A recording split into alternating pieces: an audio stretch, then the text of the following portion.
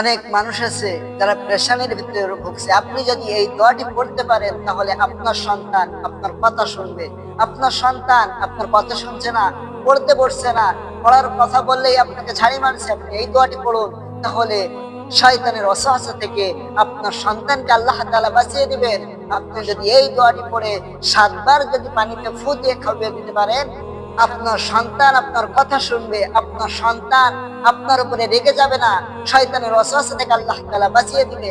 এই জন্য ভাই, আপনি যদি এই দোয়াটি যদি 7 বার পড়ে ওই পানিটা, ওই খাবারটা যদি আপনার সন্তানকে খাওয়াতে পারেন, তাহলে আপনার সন্তান আপনার কথা শুনতে হলে আপনার সন্তান আপনার সাথে, অনেক মা বোনেরা আছে, অনেক ভাইয়েরা আছে যারা অনেক ডিপ্রেশনের ভিতরে থাকে, অনেক টেনশনের ভিতরে থাকে যে আমার সন্তান আমার কথা শুনছে না, আমার সন্তান আমার কথার অবাধ্য হচ্ছে।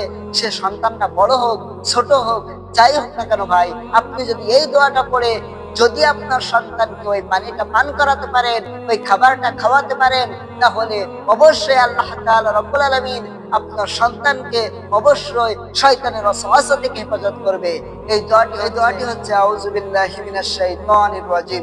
আপনি যদি এই দোয়াটি পড়তে পারেন, আপনার সন্তানকে আল্লাহ তাআলা রব্বুল আলামিন শয়তানের ওয়াসওয়াসা থেকে হেফাজত করে নেবে। এই জন্য ভাই, আমরা চেষ্টা করব এই দোয়াটি পড়ার জন্য। আপনার সন্তান আপনার কথা শুনবে, আপনার থেকে আল্লাহ তাআলা রব্বুল আলামিন আপনাকে আমাকে হেফাজত করে নেবেন। এই দোয়াটি আমরা অবশ্যই পড়বো ভাই।